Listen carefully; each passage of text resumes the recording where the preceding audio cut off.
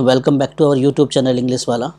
Friends, आज हम लोग एनालिसिस करने वाले हैं आरपीएससी स्कूल लेक्चरर का जो पेपर हुआ था 19 नवंबर को 19 नवंबर 2024 को संस्कृत डिपार्टमेंट का।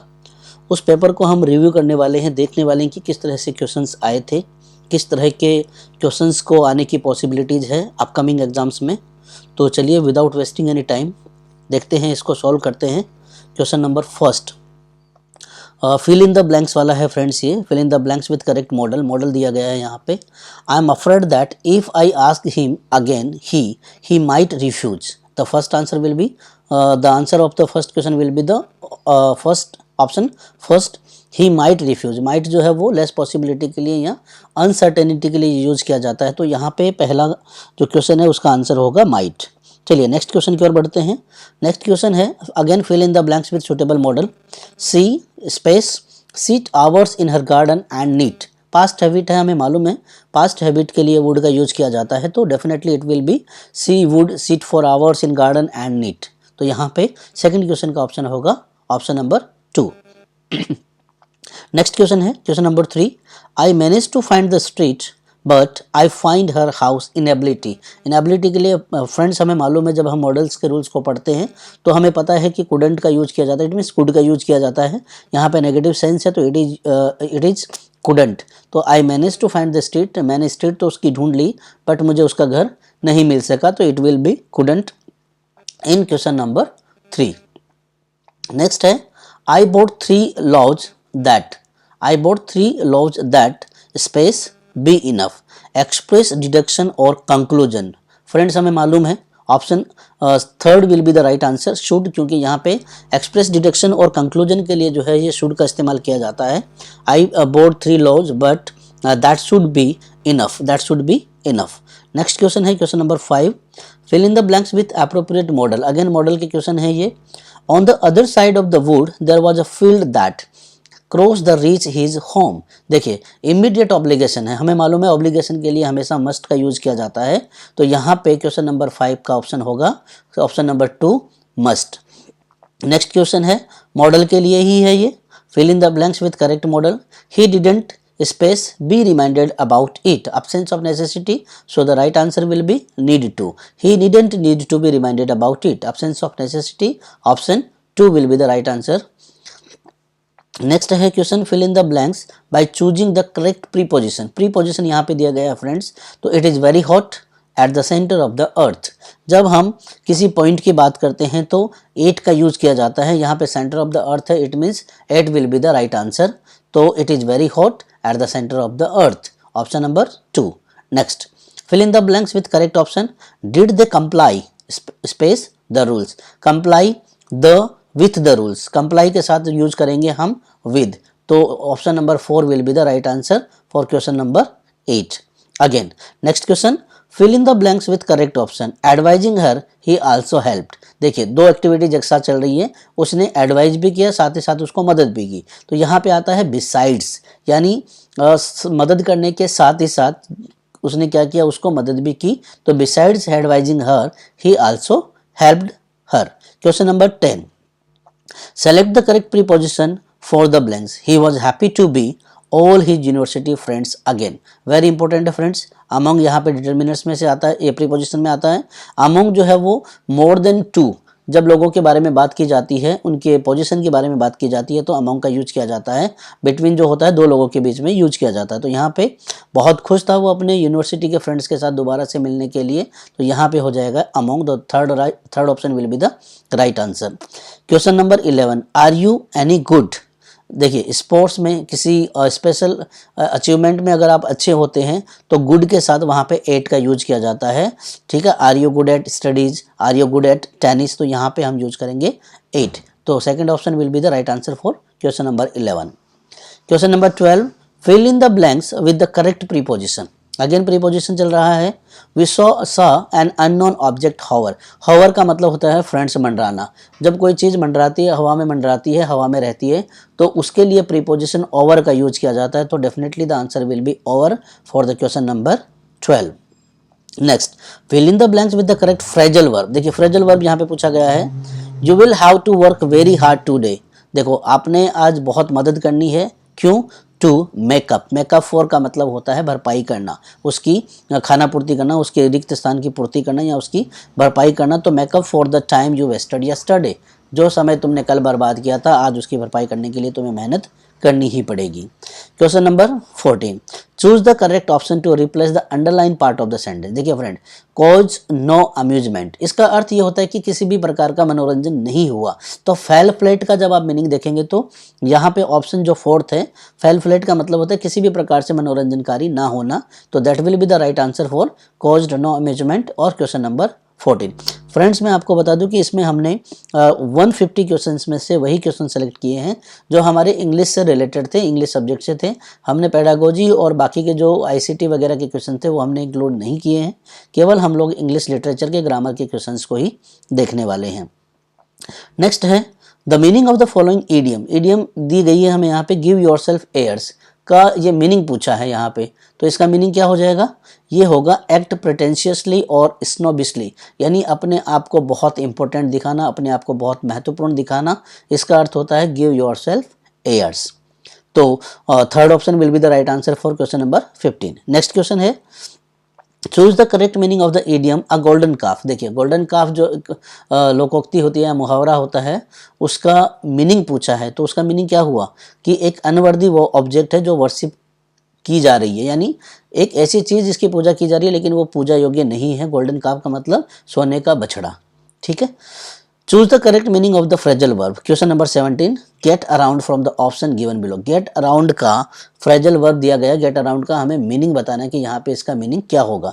तो यहाँ पे प्रोसीड और कॉक्स का मतलब होता है मनाना या किसी को बहलाना। तो गेट अराउंड का मीनिंग क्या होगा, प्रोसीड और coax. So option number 4 will be the right answer for 17।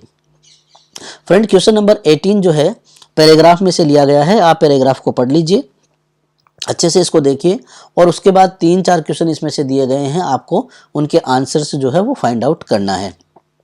तो यहाँ पे ये 18, 19, 20 और 21 4 क्वेश्चन जो है पैराग्राफ में से दिए गए हैं। आप प्रैक्टिस कर लीजिए और टिक लगाइए कि देखिए फिर आपके कितने आंसर्स सही आते हैं। हम बढ़ते हैं क्वेश्चन नंबर 22 की ओर। When writing a precis, precis जो होता है फ्रेंड्स ये राइटिंग स्किल्स में से लिया गया है। तो precise one should avoid which these rules. जब हम प्रिसाइज लिखते हैं एक अच्छा प्रिसाइज, तो कौन से रूल को हमें फॉलो नहीं करना है। तो आंसर नंबर 3 जो है वो बिल्कुल सही है, leaving out every third word. बार बार हम शब्दों को बीच में गैप रखते हैं तो वो सही नहीं होता है। We must continue it, we must write it continuously. तो leaving out every third word is not the rule to write the precis. Question number 23, fill in the blanks with the correct option. Correct option है लेकिन है precis का ही। Precis writing is an exercise in. Precis writing जो है क्या है, ये कॉम्प्रहेंशन में एक एक्सरसाइज होती है। तो right answer will be the third comprehension. Next question है question number 24, which one of the following is not a characteristics of precise writing. देखो 4 ऑप्शन हमें दिए गए हैं, उनमें से एक जो कैरेक्टरिस्टिक है वो प्रिसाइज राइटिंग की नहीं है और वही हमें बताना है।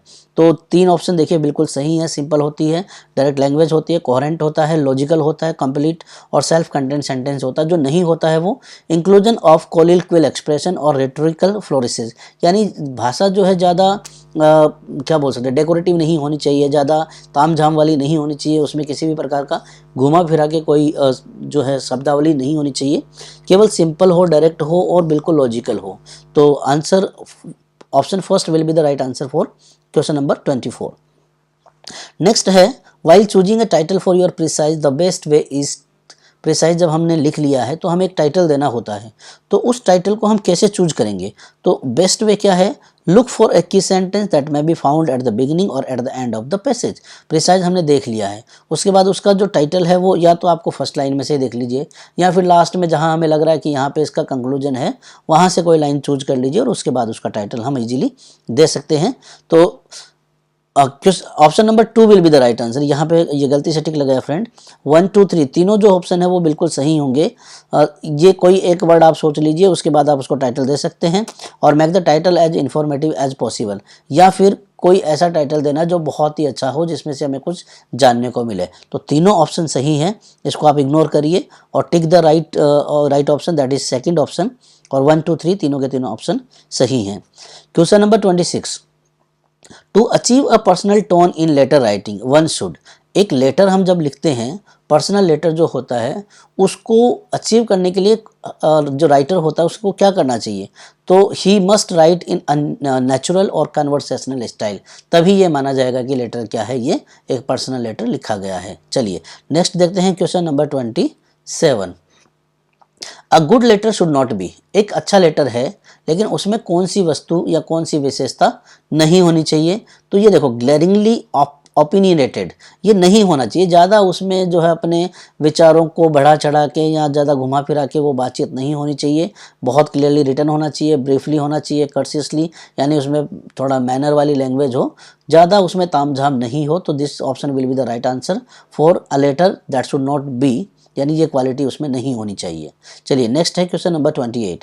The most useful subscription used in the letter of application for a post is, आपने एक लेटर ऑफ एप्लीकेशन लिखा है, आवेदन किया है नौकरी के लिए, और लास्ट में आपको क्या करना है, क्लोजिंग के बाद आपको लिखना है, एक लाइन लिखनी है, सब्सक्रिप्शन लिखना है, तो कौन सा सब्सक्रिप्शन सही होगा फ्रेंड, इसमें योवर्स फेथफुली सही होगा। मैं आपको बता दूं फ्रेंड्स, ये क्वेश्चन जो है एनवीएस में बहुत बार आ चुका है और बार बार ये क्वेश्चन जो है रिपीट होता है क्योंकि ट्रिकी क्वेश्चन है। हम लोग ज़्यादातर एपोस्ट्रॉफी वाले योवर्स का यूज़ करते हैं, योवर्स सिंसियरली जो बिल्कुल गलत होगा, योवर्स अफेक्शनेटली में देखिए योवर्स में एपोस्ट्रॉफी नहीं लगा है लेकिन अफेक्शनेटली नहीं आएगा क्योंकि हम लिख रहे हैं letter of application. So right answer will be option number 2 for the question number 28। Okay next है question number 29। Which one of the following is the correct sequence for the form of letter. जब आप letter पढ़ेंगे friends, मैंने letter से dedicated एक video बनाया है, आप प्ले लिस्ट में जाके उसे देख सकते हैं, पूरे एमसीक्यू जो इंपॉर्टेंट एमसीक्यूज हैं एग्जाम में आने वाले वो हमने इंक्लूड किए हैं। तो लेटर लिखने के लिए जो उसका फॉर्मेट होता है, उसका जो सही तरीका होता है, उसकी सीक्वेंस होती है, और वो सीक्वेंस क्या होती है फ्रेंड, देखिए option number 3 will be the right answer. First heading होती है, देन ग्रीटिंग और सैल्यूटेशन आता है, फिर लेटर का पार्ट होता है जो बॉडी पार्ट होता है वो आता है, सब्सक्रिप्शन आता है, और फिर इन्वेलप जो होता है उस पर वो एड्रेस लिखा जाता है। Okay next question number 30। There are 3 C's in the report. जब हम कोई रिपोर्ट लिखते हैं तो 3 प्रकार के सी उसमें हम लोग पढ़ने के टाइम पे जानते हैं। तो एक सी जो है वो नहीं होता है, वो कौन सा होता है, क्रूडिटी नहीं होना चाहिए, यानी वो ज़्यादा कच्चा ना हो, ज़्यादा मतलब घुमा फिरा के लिखने वाला ना हो। It will B clarity, consistency होनी चाहिए और कॉन्सिक्वेंशियलिटी होनी चाहिए। क्रूडिटी इसमें ऑप्शन नहीं आएगा, तो second option will be right answer for question number 30। Next question है question number 31। Which one of the following is generally not found in the format of return report. कौन सा रिटर्न रिपोर्ट के format में नहीं पाया जाता है, तो फ्रेंड सिंपल सी बात है, रिपोर्ट में कहीं पे भी सैल्यूटेशन या फिर ग्रीटिंग नहीं होता है, ये केवल हमें लेटर में देखने को मिलता है। नेक्स्ट है question number 32। A report must always be. एक रिपोर्ट जब हम लिखते हैं तो वो कैसी होनी चाहिए फ्रेंड, तो इसका राइट आंसर जो है वो यहाँ पे ये गलत लगा है, राइट आंसर आएगा इसमें ये वाला 2। So 2 and 3 are the correct option. देखिए 2 formal in its tone, language and presentation, साथ ही साथ formal presentation and availability of the information, तो ये 2 और तीनों सही हैं। तो यहाँ पे ये जो 2 वाला है, ये 2 and 3, ये ऑप्शन आप सही मानिए। So the second option will be the right answer for 32 question number. Next है question number 33। A systematic and well organised formal presentation of fact and finding of an event that has already taken place somewhere is report. Friend इस तरह के question आते हैं, आपको पूरा उसका description दिया जाएगा और आपसे पूछा जाएगा कि ये क्या है। तो यहाँ पे ये रिपोर्ट की बात हो रही है कि एक systematic well organised formal presentation होता है जिसमें फैक्ट होते हैं, साथ ही साथ कोई इवेंट जो होता है वो ऑलरेडी हैपन हो चुका होता है, यानी वो घट चुका है, और जब उसके बारे में लिखा जाता है तो वो रिपोर्ट होती है। So the option 4 will be the right answer for question number 33। Next question है question number 34। Who best bear his mild yoke, they serve him best on his blindness, written by John Milton. बहुत important question है friend, बहुत बार आ चुका है। आप हमारे YouTube की प्लेलिस्ट में जाएंगे तो जॉन मिल्टन और साथ ही साथ ऑन हिज ब्लाइंडनेस के डेडिकेटेड वीडियो हैं, वहाँ पे आपको ये एमसीक्यू जरूर मिलेगा। देखिए ऑन हिज ब्लाइंडनेस में से ये लाइन ली गई है जिसमें योग का मीनिंग पूछा है। योग का मीनिंग होता है फ्रेंड अ हार्डनेस और रेस्पॉन्सिबिलिटी, यानी कोई जिम्मेदारी जो होती है उसके लिए योग का यूज किया जाता है ऑन हिज ब्लाइंडनेस। आगे फिर से इसी से क्वेश्चन पूछा है, on his blindness Milton reflect a complex mix of emotions he moves from. On his blindness में जो जॉन मिल्टन होते हैं, कवि होते हैं, वो बड़े दुखी होते हैं अपने अंधेपन की वजह से। तो फाइनली क्या करते हैं, वो एक स्टेप से दूसरे स्टेप की ओर मूव करते हैं और उस स्टेप को हमसे पूछा गया है एग्जाम में। देखिए, पहले वो ग्रीफ में होते हैं यानी दुखी होते हैं, फ्रस्ट्रेट होते हैं, हताश हो जाते हैं। Finally he went from frustration to resilience. फिर वो फिर से जागृत होते हैं, दृढ़ निश्चय करते हैं कि नहीं, मुझे I have to serve the God, मुझे अपनी जिम्मेदारी निभाना है, हमें अपनी ज़िंदगी को अच्छे से जीना है। तो this is the step grief to frustration, frustration to resilience in On His Blindness by John Milton. So the option 2 will be right answer for question number 35. Question number 36. John Donne enlists several impossibilities in the first stanza of the poem Go and Catch a Falling Star. Then choose the one which has not written in the first stanza. Friend, Go and Catch a Falling Star आपने graduation में पढ़ी होगी। John Donne जो है metaphysical poet है, उन्होंने ये poem लिखी है जिसमें उन्होंने कई सारी चीज़ें ऐसी बताई हैं जो इम्पॉसिबल हैं। तो जब हम फर्स्ट पैराग्राफ पढ़ेंगे तो उसमें ढेर सारी इम्पॉसिबल चीज़ें हैं, लेकिन इसमें से वो चीज़ पूछिए जो फर्स्ट पैराग्राफ में नहीं है। तो फ्रेंड, जो थर्ड ऑप्शन दिया गया है यहाँ पे, pilgrimage of 10,000 days and night, ये जो लाइन आती है ये उस पोएम के लास्ट पैराग्राफ में आती है, बाकी सभी चीज़ें जो है उनके फर्स्ट पैराग्राफ में आती हैं। तो third option will be the right answer. Question number 37. Which one is wrong assessment of the given poem. देखिए, 4 पोएम हमें दी गई हैं, चारों पोएम के बारे में कुछ ना कुछ असेसमेंट किया हुआ है और उनमें से एक पोएम का असेसमेंट गलत है। तो सिंपली मैं आपको फ्रेंड बता देता हूं without wasting time. Daffodils by Wordsworth is a sonnet inspired by a long belt of daffodils he encountered in Ullswater. Right, जब वो अपनी बहन डोरोथी वर्ड्सवर्थ के साथ में घूम रहे थे तो उन्हें वहां डैफोडिल्स का एक बगीचा दिखाई देता और उसी से इंस्पायर होकर ये पोएम लिखते हैं।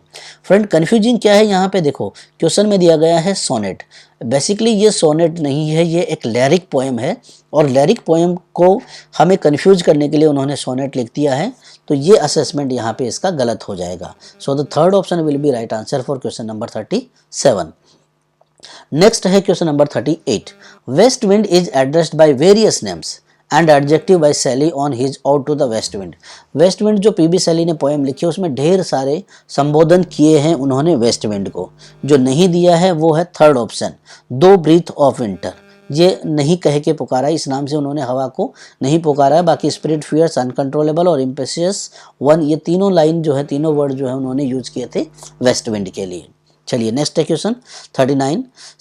सिल्वन historian who canst thus express a flowery tale more sweetly than our rhyme. देखिए, इसमें सिल्वन का मीनिंग पूछा है फ्रेंड, ये जॉन किट्स ने लिखी है, ओड ऑन अ ग्रेशियस सन। सिल्वन का मतलब होता है कि कोई व्यक्ति जो जंगल में रहता है या जंगल में कोई चीज़ अगर स्थित है तो दैट इज सिल्वन। तो option 4 will be the right answer for question number 39। चलिए आगे बढ़ते हैं क्वेश्चन नंबर 40 की ओर। Browning's my last duchess is a ekphrastic poem, one that engage with work of art and dramatizes viewers response to the artwork। बहुत अच्छी poem है friend, माई last duchess, Robert browning ने लिखी है और उसमें जो व्यूअर्स होते हैं, जो रीडर्स होते हैं, उनको एक बहुत बेहतरीन आर्टवर्क देखने को मिलता है। हमसे क्वेश्चन ये पूछा गया कि ब्राउनिंग की इस पोएम के अलावा एक और पोएम कौन सी है जो ऐसे ही जो रीडर्स होते हैं उनको बांध लेती है, आर्ट वर्क का एक अच्छा एग्जाम्पल सेट करती है। तो वो option 3 will be the right answer. Keats, John Keats ने लिखी है, ode on a gracious sun, बहुत शानदार पोएम है, ये इसी के सिमिलर है। So the option will be, third option will be the right answer. Question number 41. The neighbours of the poet speaker various wishes for the poet's scorpion stung mother in the poem the night of the scorpion. देखिए, आपने Indian literature अगर पढ़ा है तो उसमें night of the scorpion आपने जरूर पढ़ा होगा, जिसमें पोएट जो होते हैं उनकी मम्मी को बिच्छू काट लेता है बरसात से भरी हुई रात में, और उसके बाद ढेर सारी दुआएं की जाती हैं। उनमें से 4 ऑप्शन हमें दिए गए, उनमें से वो दुआ हमें फाइंड आउट करनी है जो उस टाइम पे उस पोएम में नहीं की गई थी। तो ये फोर्थ ऑप्शन जो है वो इसका सही आंसर है, may the suffering spare the sum of her good deeds. ये ऑप्शन बिल्कुल गलत है, ये किसी भी प्रकार से ये दुआ वहाँ पे नहीं की गई थी। बाकी सभी तीनों की तीनों दुआएं जो हैं वहाँ पे पोएम में मेंशन की हुई हैं। नेक्स्ट है question number 42. There were green tattoos on their cheeks and blank space in their hairs. देखिए, ये poem of dance of eunuchs. Friend, ये कमला दास की पोएम है और जो ट्रांसजेंडर्स होते हैं उनके ऊपर ही उन्होंने एक पोएम लिखी थी और उनको जब डिस्क्राइब वो कर रही थी तो उन्होंने बताया था कि उनके चीक्स पे ग्रीन कलर के टैटूज हैं, साथ ही साथ वो बालों में क्या लगाते हैं तो जैस्मिन के फ्लावर्स लगाते हैं। तो आप याद रखेंगे jasmine will be the right answer for question number 42। चलिए आगे बढ़ते हैं क्वेश्चन नंबर 43 की ओर। Fill in the blanks with correct option in go and catch a falling star. Important है फ्रेंड्स, इस पे मैंने एक पोएम वीडियो बनाया है, साथ ही साथ जॉर्डन पे भी एक वीडियो है, जरूर आके जाके आप प्ले लिस्ट में देख लीजिए, थोड़ा आइडिया आपको लग जाएगा कि किस तरह के क्वेश्चन जो है वो एग्जाम में पूछे जाते हैं। इसमें गो and catch a falling star में ढेर सारी इम्पॉसिबल चीज़ें बताई हैं और उन्हीं इम्पॉसिबल चीज़ों के साथ में उन्होंने कंपेयर किया है एक टास्क को, और वो टास्क क्या है, वुमेन्स इनफिडेलिटी, यानी जो औरत की बेवफाई है, औरत की जो धोखेबाजी है, वो इसके साथ कंपेयर करते हैं। थोड़ा सा मैं आपको ये बता दूं कि इसमें आखिर था क्या। गो and catch a falling star में जो जॉर्डन होते हैं वो ढेर सारी चीज़ें बताते हैं, इम्पॉसिबल चीज़ें, जैसे जाओ और टूटते हुए तारे को पकड़ो, तो हो सकता है कि तुम पकड़ लो, हजारों सालों तक तुम घोड़े पे सवारी करके यात्रा कर सकते हो, तुम मैंड्रिक रूट में से ये पता लगा सकते हो कि वहाँ बच्चे के रोने की आवाज़ कैसे आती है, लेकिन तुम एक सुंदर महिला जो बिल्कुल सुंदर भी है साथ ही साथ वफादार भी है, इस कॉम्बिनेशन वाली महिला को नहीं ढूंढ पाओगे। That was the impossible task in this poem go and catch a falling star. So the fourth option will be right answer. Next question है, in Shakespeare's play Macbeth who among the following not a thane to Scotland. देखिए 4 option हमें दिए गए हैं, उनमें जो Scotland के then होते हैं वो कौन नहीं है इसमें, तो मैकडफ भी है, लेनॉक्स भी है और एंगस भी है। सेटोन जो होता है वो कभी भी स्कॉटलैंड के थेन नहीं रहे हैं। सो the third option will be right answer. Question number 45, who is Fluence in the play. Macbeth का जो बेटा होता है, सॉरी बैंको का जो बेटा होता है मैकबेथ में, वो फ्लुएंस होता है। तो यहाँ पे राइट आंसर क्या हो जाएगा, ये बैंकोज सन हो जाएगा। मैकबेथ में जो फ्लुएंस होता है वो बैंको का बेटा है। उसके बाद है 46, where does Macbeth fortify himself to fight against Malcolm in the last act of play. देखिए जब आप मैकबेथ पढ़ेंगे तो उसका जो एक्ट है, लास्ट एक्ट है, उसमें ये बताया जाता है कि मैकबेथ क्या करता है, अपने आप को रेडी करता है मैल्कम के लिए, मैल्कम से लड़ने के लिए। तो कहाँ पे लड़ते हैं वो, तो डंसिन में वो लड़ने के लिए तैयारी करते हैं, और वहीं पे यहाँ पे ये आंसर जो है हमारा सही रहेगा। Option 4 will be the right answer. Next question है, the play Macbeth by Shakespeare was written during the reign. Friends मैं आपको बता दूं मैकबेथ पे भी हमारा एक डेडिकेटेड वीडियो है, और साथ ही साथ जो आरपीएससी स्कूल लेक्चरर का जो पूरा सिलेबस है वो हमने कवर किया हुआ है, प्लेलिस्ट उसमें दी हुई है आरपीएससी स्कूल लेक्चरर के नाम से, जाके आप वीडियो देखिए और अपनी तैयारी को बिल्कुल स्ट्रॉन्ग करिए। मैकबेथ जो है ये कौन से राजा के काल में लिखा हुआ है, तो ये जेम्स फर्स्ट थे, किंग जेम्स फर्स्ट, उनके कार्यकाल के दौरान ये लिखा हुआ है मैकबेथ। तो third option will be the right answer. Next है, in the famous interlude in Macbeth. Macbeth में इंटरल्यूड होता है एक्ट 2 सीन 3 में, और उसमें क्या होता है, the porter scene who is admitted to castle of Inverness.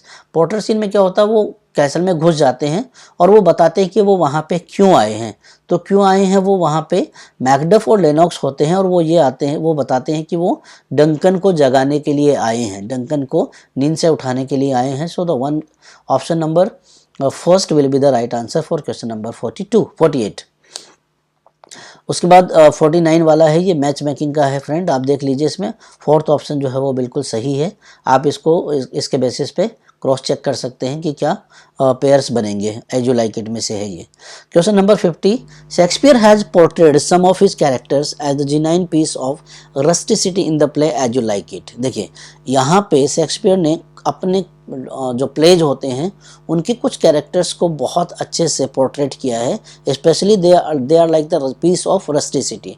इसमें हमें वो बताना है जो रस्टिक कैरेक्टर नहीं है एज यू लाइक इट में। तो टच स्टोन जो होता है वो रस्टिक कैरेक्टर नहीं है फ्रेंड, तो second option will be the right answer. उसके बाद है question number 51, who speaks the following line whom in Shakespeare. As you like it में ये जो लाइन है किसने बोली है और किसको बोली है, कौन सी लाइन है, देखिए, a good old man how well in the appears the constant service of the antique world when service sweet for duty not for need thou art not for fashion of these times. देखो friend, ये as you like it है, as you like it में से line में से लिया हुआ है, और ये लाइन जो है ऑर्लैंडो ने एडम से कही थी, तो तभी वहीं से ये क्वेश्चन जो है, लाइन जो है ली हुई है। So the right answer will be third option for question number 51। Orlando ने एडम से ये लाइन कही है। Question number 52। Who is Jaques de Boys in As you like It. As you like It का भी वीडियो हमारे पास already बना हुआ है फ्रेंड्स, प्लेलिस्ट में आप जाके देख सकते हैं। इसमें ये पूछा है कि जो जैकस है, जैकस डी बॉयज है, वो कौन है। तो वो जो सर रोलैंड होते हैं उनका 2 नंबर का बेटा होता है, मतलब 2 नंबर का मतलब सेकंड सन होता है according to the series, second son of Sir Roland. Question number option number 2 for the question number 52। Next है क्वेश्चन नंबर 53। यहाँ पे दिया हुआ है fill in the blanks with correct option. Correct option हमें भरना है। ऑप्शंस दिए हुए हैं, पहले क्वेश्चन देखते हैं। In the play as you like it Phoebe's remark who ever loved that loved not at first sight harks back to. देखिए ये लाइन दी गई है एज यू लाइक इट की, और इसमें क्या करना है, हमें ब्लैंक्स में भरना है हार्क्स बैक टू। तो ये होगा मार्लोज हीरो एंड लिएंडर। क्या होगा ये, back to Marlowe's Hero and Leander. Option 1 will be the right answer for question number 53। Next है 54। Some books are to be tasted, others to be swallowed, and some few to be chewed and digested. Here to be chewed and digested means, देखो इसका meaning क्या होता है friend, read with attention and diligence. बहुत ध्यान से पढ़ना है, बहुत ही अटेंशन के साथ उस बुक को पढ़ना होता है, और वही इस लाइन का परफेक्ट मीनिंग है। नेक्स्ट है question number 55। Bacon identifies 3 main purpose of studies. ये डेडिकेटेड वीडियो हमारे पास बना हुआ है फ्रेंड्स इसका, ऑफ स्टडीज चार्ल्स बेकन का। और यहाँ से हमसे क्वेश्चन पूछा गया है कि 3 मेन पर्पज चार्ल्स बेकन ने फ्रांसिस बेकन ने बताए हैं स्टडीज़ के। तो कौन कौन से है वो, फर्स्ट होता है डिलाइट, सेकंड होता है ऑर्नामेंट, और थर्ड होता है एबिलिटी। तो option 2 will be the right answer for question number 55। Next है the phrase brandished weapon of his art in the essay the praise of chimney sweepers referred to। आपने ऐसे पढ़ा होगा the praise of chimney sweepers। इसमें line दी हुई है brandished weapon of his art, किसके लिए यूज हुई है ये फ्रेंड, तो ये ब्रश जो होता है जिससे वो चिमनी साफ करते चिमनी स्वीपर, उसके लिए यहाँ पे ये यूज किया गया है। क्वेश्चन है नेक्स्ट 57।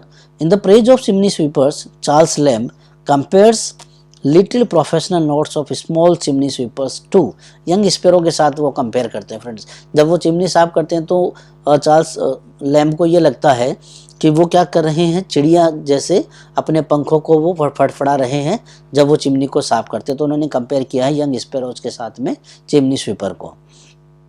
नेक्स्ट क्वेश्चन है who host an annual fest for the young chimney sweepers. Jem White होता है फ्रेंड। जेम वाइट क्या करता है, वो जो चिमनी स्वीपर होते हैं उनके लिए एक दावत की तैयारी करता है, दावत का इंतजाम करता है। और ये क्वेश्चन जो है वहीं से पूछा हुआ, और आंसर होगा हमारा जेम वाइट। नेक्स्ट क्वेश्चन है the reason for Henchard immediate liking for Donald Farfrae. Donald Farfrae को जब हैंचार्ड होता है वो लाइक करने लगता है, तो लाइक करने का जो इमीडिएट रीजन होता है वो हमसे पूछा गया है। तो क्या होता है इसमें, फरफ्रे क्या करता है, Farfrae shares with Henchard a technique that makes ruined grain usable. उसने एक टेक्निक बताई थी जिसमें जो अनाज खराब हो जाता है उसको दोबारा से यूज कैसे कर सकते हैं, वो टेक्निक बताता है। और वो टेक्निक जानने के बाद में दोनों के दोनों की दोस्ती हो जाती है। नेक्स्ट क्वेश्चन है क्वेश्चन नंबर 60। देखिए who is the biological father of Elizabeth. ये आपने जरूर पढ़ा होगा, mayor of Casterbridge. Mayor of कास्टरब्रिज में हमसे ये पूछा गया है कि जो एलिजाबेथ होती है उसका बायोलॉजिकल फादर कौन है। तो रिचर्ड न्यूसन जो होता है, रिचर्ड न्यूसन, वो उसके बायोलॉजिकल फादर हैं। आगे है question number 61। Henchard sells his wife to. Henchard जो शराबी होता है वो अपनी पत्नी को किसको भेज देता है, पत्नी और बच्चों को सेलर को भेजता है। एक सेलर जो होता है, एक नाविक होता है, उसको वो भेज देता है। Choose the correct answer. Which of the followings are true with regard to the mayor of Casterbridge. Mayor of Casterbridge के लिए इनमें से कौन सी लाइंस जो है वो बिल्कुल सही है। तो थर्ड ऑप्शन है बी, सी और डी। देखिए बी में लिखा हुआ है the novel is the story of a man of character, बिल्कुल सही है। हार्डी प्रायोरिटाइजेज कैरेक्टर ओवर फेटे एंड इंसिडेंट, बिल्कुल सही है। एंड द स्किमिटी राइड किल्ड ल्यूसेटा, ये भी बिल्कुल सही है। तो बी, सी और डी तीनों ऑप्शन जो है बिल्कुल सही है। So the third option will be the right answer for question number 62। चलिए बढ़ते हैं क्वेश्चन नंबर 63 की ओर। Who revealed in the court that Henchard had sold his wife to sailor. किसने कोर्ट में ये बताया था कि हैंचार्ड ने अपनी पत्नी को सेलर को बेच दिया है। जो फॉर्मेटिव वुमेन होती है वही वो महिला बताती है कि हैंचार्ड ने क्या कर दिया है, अपनी पत्नी और बच्चों को शेलर को बेच दिया है। नेक्स्ट क्वेश्चन है conquer test and you will have conquered the self. The above line characterizes Jagan's valuing of restraint and balance। बिल्कुल सही है फ्रेंड्स, ये conquer taste and you will have conquered the self, ये लाइन जगन की कौन सी quality को बताती है? जो रिस्ट्रेंट एंड बैलेंस जो क्वालिटी है ये जगन के लिए, उसके बारे में यहाँ पे बताया गया है। Question number 65, Jagan uses the term Amrita and Sanjeevani for. Jagan ने दो वर्ड यूज किए थे, अमृता और संजीवनी। किसके लिए यूज किए थे? ये मरगोसा के लिए यूज किया था। किसने? जगन ने। Which among the following is not one of the theme taken up in the novel vendor of sweets. Vendor of sweets जब आप पढ़ेंगे रस्किन बॉन्ड की तो उसमें आपको पता चल जाएगा कि यहाँ पे कौन सी थीम जो है वो इस नॉवेल के लिए नहीं थी। तो फ्रेंड मालगुडी एथिक्स और कनेक्शंस के बारे में बिल्कुल भी नहीं है। बाकी गांधी जी का इसमें प्रभाव देखा जा सकता है और इंडियन और वेस्टर्न कल्चर का भी बिल्कुल इसमें क्लेश है, स्ट्रगल है। साथ ही साथ में इसे फादर और सन के रिलेशनशिप को भी बताया गया। तो this fourth answer will be the right answer for not the theme of vendor of sweets. Next है question number 67, what is the subject of the book that the sweet vendor has written and intend to publish. देखिए इसमें एक book लिखी जाती है तो उसमें उस बुक जो लिखी जाती है स्वीट वेंडर की, वो उसका सब्जेक्ट क्या होता है? उसका सब्जेक्ट होता है नेचुरोपैथी। नेचुरोपैथी जो होता है वो सब्जेक्ट होता है उस बुक का। So fourth option will be the right answer for 67 question. Question number 68, it make coherent sense on the literal or primary level of the signification and at the same time communicates a second correlated order of signification। तो यहाँ पे क्या करना है, हमें correct option बताना है। ये जो लाइन दी गई है, ये जो लाइन है ये किसके लिए बिल्कुल सही है? सो जो एलिगरी होती है, एलिगरी के लिए बिल्कुल ये सही डेफिनेशन है। So the third option will be the right answer for question number 68। Next question है 69, विच of the following is a Gothic novel. Gothic novel friend क्या होता है? जिसमें जो स्पिरिट्स होती हैं, घोस्ट होते हैं, आत्माएं होती हैं, प्रेत आत्माएं होती हैं, उनके बारे में थोड़ा सा हमें देखने को मिलता है। तो यहाँ पे जो कैसल ऑफ ओट्रेंटो है, होरेस वॉलपोल का कैसल ऑफ ओट्रेंटो, ये जो है गॉथिक नॉवेल है। तो option first will be the right answer. Next question है, doctor Johnson in his dictionary define this literary form narrative comprising narrations not acted but rehearsed. It is usually supposed to be heroic or to contain one great action achieved by a hero. What is he referring to? देखिए line को अच्छे से पढ़ लीजिए, उसके बाद हमें definition हमें बता दी गई है, हमें वो वर्ड छांटना जिसके लिए ये यूज हुआ है। तो जो एपिक होता है, ये एपिक की बिल्कुल सही डेफिनेशन है जो डॉक्टर जॉनसन ने हमें बताई है। So the third option will be right answer. Next, Petrarch's sonnet were first imitated in England in form and primary subject matter. A doting lover's hope and pens by sir Thomas Wyatt ने लिखी है ये sonnet, A doting lover's hope and pens by, और Petrarch जो है वो पेट्रार्कल sonnet को copy करके लिखी है। चलिए नेक्स्ट है choose the correct option. It arises out of folk literature and is transmitted orally. It is a narrative species of folk songs. Ballad होता है फ्रेंड्स। जब भी आपको यहाँ पे कहीं पे फोक वगैरह का नाम दिखाई देता है तो सिंपली आपको क्या करना है, बैलेड पे टिक लगाना है। तो ballad will be the right answer for question number 72। Next, in Greek and Roman times, the term used to refer to the subject matter of change and loss, especially in complaints about love, is elegy.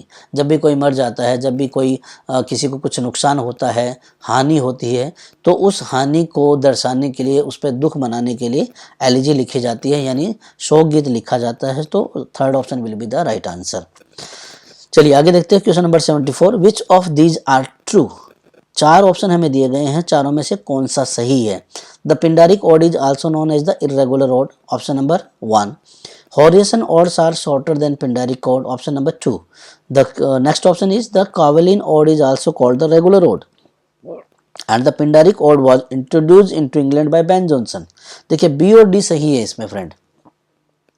हॉरिसन odes are shorter than Pindaric ode बिल्कुल सही है, और पिंडारिक odd जो होता है वो Ben Jonson ने क्या किया था, इंग्लैंड में इंट्रोड्यूस किया था। बाकी के जो 1 और थर्ड है, ए और सी ऑप्शन है वो बिल्कुल गलत है। पिंडारिक ओड को इरेगुलर ओड नहीं कहा जाता है, पिंडारिक ओड अलग होती है, इरेगुलर ओड जो होती है वो अलग फॉर्म होती है। उसके बाद कोवेलेंट ओड को रेगुलर ओड नहीं कहा जाता, रेगुलर ओड जो होती है वो पिंडारिक ओड होती है और इरेगुलर ओड जो है वो बिल्कुल अलग ओड है। तो यहाँ पे बी और डी हैं जो बिल्कुल सही ऑप्शन हैं। देखिए, O heavy lightness, serious vanity, misshapen chaos of well seeming forms, कौन सा फिगर ऑफ स्पीच इसमें यूज किया गया है? तो दिस इज ऑक्सीमोरन। देखिए ऑक्सीमोरन क्या होता है? दो अपोजिट वर्ड यूज किए जाते हैं एक साथ, heavy lightness, heavy lightness. That is why oxymoron is told here in the option number third will be the right answer. Next question है, the term 10 hands for 10 workers और 100 cells for sheep is an example of cynic dog का friends. ये cynic dog इसका जो example यहाँ पे दिया हुआ है साइनिक डॉग का एग्जाम्पल है। जो हम फिगर ऑफ स्पीच पढ़ते हैं तो वहाँ पे हमें ये साइनिक डॉग देखने को मिलता है। Which figure of speech are these lines an example of? The mourn of doves in immemorial elms. ये लाइन हमें दी गई है, the mourns of doves in immemorial elms क्या है? ऑनोमेटोपोइया है फ्रेंड्स। देखिए, एंड मर्मरिंग एंड इनम्यूरेबल बीज। ऑनोमेटोपोइया में क्या होता है फ्रेंड्स? साउंड्स आते हैं, जहाँ जैसे मर्मरिंग साउंड है, मर्मरिंग साउंड आया है यहाँ पे तो it means it is used as onomatopoeia. Next question है, all the perfumes of Arabia will not sweeten this little hands is an example of। देखिए हाइपरबोली है फ्रेंड्स, ये अतिशयोक्ति अलंकार है। all the perfume of Arabia will not sweeten this little hands, यानी जितने भी अरब के परफ्यूम हैं वो इन हाथों के पसीने को नहीं सुखा सकते या नहीं खुशबू में बदल सकते। तो ज़्यादा हो गया ये, तो ये hyperbole will be the right answer. Question number 79, which of the following literary composition is based on cosmic irony. Cosmic irony क्या होती है फ्रेंड? कॉस्मिक आयरनी का जो परफेक्ट एग्जांपल है वो है Tess of d'Urbervilles. Tess of d'Urbervilles जो है वो कॉस्मिक आयरनी का एग्जांपल है। नेक्स्ट है, the one red leaf the last of its clan that dances as often as dance it can, which figure of speech is? Personification है friends. Red leaf जो है वो क्या करती है? डांस करती है, तो यहाँ पे हो जाएगा ये पर्सोनिफिकेशन। उसके बाद है, अ वेव ऑफ इंथुसियाज्म और a storm of abuse in example of metaphor. रूपक अलंकार है, वेव ऑफ इंथुसियाज्म और स्टॉर्म ऑफ अब्यूज, यहाँ पे रूपक बनाए हुए हैं तो that is why it is known as the metaphor. Next question है question number 82, what is the correct phonetic transcription of tranquil. Friends ये फोनेटिक्स का वीडियो हम लोग जल्दी लेके आने वाले हैं, बहुत ही इंपॉर्टेंट टॉपिक है। यहाँ पे ट्रैंक्विल का जो सही फोनेटिक्स है वो है ऑप्शन नंबर 1। नेक्स्ट क्वेश्चन में जजमेंट का फोनेटिक पूछा है तो ये है आपका क्वेश्चन नंबर 4। ये मैं आपको बताने वाला हूँ बाद में बहुत अच्छे से। The phonetic transcription of the word air is this one, option number 1। उसके बाद में क्वेश्चन 85 में भी फोनेटिक का ये जस्टिस का पूछा है तो ये जस्टिस ये हो जाएगा यहाँ पे। देखिए उसके बाद है वर्ड स्ट्रेस पूछा है फ्रेंड, तो ये फोनेटिक का ही एक पार्ट है वर्ड स्ट्रेस भी। आगे बढ़ते हैं हम लिटरेचर की ओर। By using a variety of different characters in different voices, Eliot, T.S. Eliot Waste Land लिखी है। वेस्टलैंड में उन्होंने बताया है कि ढेर सारे कैरेक्टर उन्होंने यूज किए हैं और किस चीज़ को अचीव करने की कोशिश की है। So that is the kind of impersonality he wanted to achieve in this novel. Next question है, the recurring phrase those are pearls that were his eyes in the wasteland is an allusion to which of the following Shakespearean plays. Tempest का allusion है friend ये। यहाँ पे जो T.S. Elliott ने अपने Westland में लिया है, ये लाइन दी है, that is the allusion which is similar to Shakespeareans play the Tempest. Who is the Smyrna merchant in the poem the Waste Land. कौन रहता है ये सिमरेना मर्चेंट वेस्टलैंड में? तो मिस्टर यूजिनिडस जो होता है वही है, क्या है? The Smyrna merchant. So the one option number 1 will be the right answer for question number 91। The birthday party. Friend the birthday party का भी डेडिकेटेड वीडियो हमने बनाया हुआ है। देखिए इसमें 3 लाइन दी हुई हैं। 3 लाइन में से हमें क्या करना है? 2 लाइनें छाटनी है जो बर्थडे पार्टी को रिप्रेजेंट करती हैं। So 1 and 2 will be the right answer. Essential problems among the post war generation who have stuck in utter secularism and the ontological dilemma that has compelled the post-war generation to the report to the distress and fear vice versa absurdist.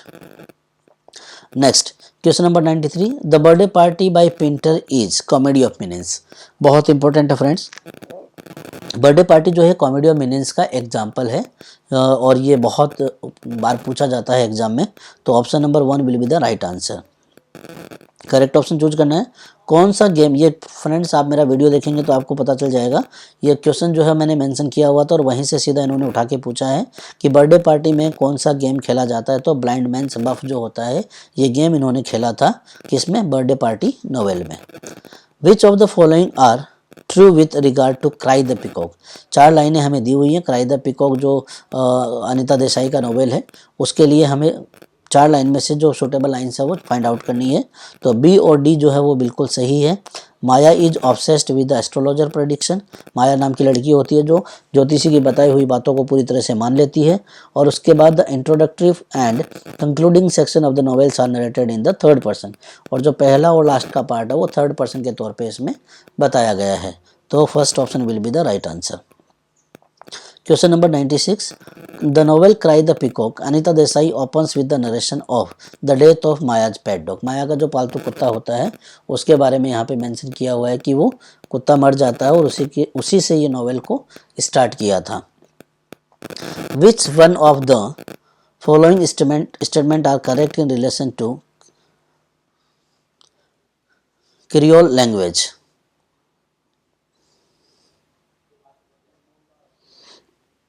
Statement are correct in relation to creole language. Creole language के relation में कौन सा statement बिल्कुल सही है। तो option 1 will be the right answer. इस option को आप देखिए 1 और 2 दोनों के दोनों जो स्टेटमेंट हैं, Creole languages are vernacular language, बिल्कुल सही है, ये क्षेत्रीय भाषाएं होती हैं। और they developed as a result of contact between groups that spoke mutually and intelligibly language, बिल्कुल सही है। जब जो अलग अलग प्रकार के ग्रुप्स होते हैं वो जब आपस में कन्वर्सेशन करते हैं तो वहीं से ये लैंग्वेज क्या हुई थी, डेवलप हुई थी। तो 1 और 2 दोनों सही हैं। आप ये वाले ऑप्शन को देख लीजिए, 1 and 2 both are the correct options. Next है which statement about Creole language is true. कौन सा स्टेटमेंट बिल्कुल सही है। तो option 3 will be the right answer. Have native speaker and are fully developed and stable language, बहुत important है friends ये। The price of gold has touched a new high, ये हमारे आर्टिकल्स डिटर्मिनर्स में से पूछा गया है। अ न्यू हाई, हाइट है यहाँ पे फ्रेंड्स, तो A option will be the right answer. His ideas are difficult but a few people understand them. उसके आइडियाज बिल्कुल कठिन हैं, अ फ्यू यानी बहुत कम लोग जो है उसको समझ पाते हैं। Second option will be the right answer. She asked some more soup, he said just a little please. तो third option will be the right answer. Next question है there is a little point in doing any more work. Determiners में से पूछा गया है friends, बहुत easy questions हैं। US diplomats show me a great courtesy in the US embassy. तो यहाँ पे ए यूज होगा, द यूज नहीं होगा, ना ही एन यूज होगा। We are having zero article है यहाँ पे, terrible rains this year. I would rather she had asked. तो second option will be the right answer. Question number 106, if I काल्पनिक वाक्यों के साथ में, इमेजिनरी सेंटेंस के साथ में हमेशा वर का यूज किया जाता है और उसके बाद वुड जरूर यूज किया जाता है। So if I were a sculpture I would make a sculptures for you. Next है Susan has borne him 3 daughters। उसके बाद ही fell asleep while he was studying. Grammar से है बिल्कुल, बहुत इंपॉर्टेंट क्वेश्चन है फ्रेंड, बहुत ही इजी क्वेश्चन है। आप इसकी प्रैक्टिस करेंगे तो बहुत अच्छे से इनको सॉल्व कर पाएंगे। उसके बाद आप नरेशंस के पार्ट को देख सकते हैं, बहुत ही इजी है ये भी, सारे के सारे डायरेक्ट और इनडायरेक्ट से लिए हुए हैं। और ऑप्शन मैंने आपको यहाँ पे दिए हुए हैं टिक लगा के, बिल्कुल आप देख लीजिए। तो बहुत ही इजी पेपर था और मैक्सिमम क्वेश्चन जो है फ्रेंड मैं आपको बता दूं हमारे बनाए हुए वीडियो से आए हैं। तो आप इनको वीडियो को ज़रूर देखिए और बिल्कुल आप खुद से ये रिव्यू कर सकते हैं कि कितने क्वेश्चन जो है हमारे वीडियो से आए हुए हैं। उम्मीद करता हूं कि आपको वीडियो अच्छा लगा होगा। हमारे साथ जुड़े रहिए, चैनल को सब्सक्राइब करिए, शेयर करिए। Thank you.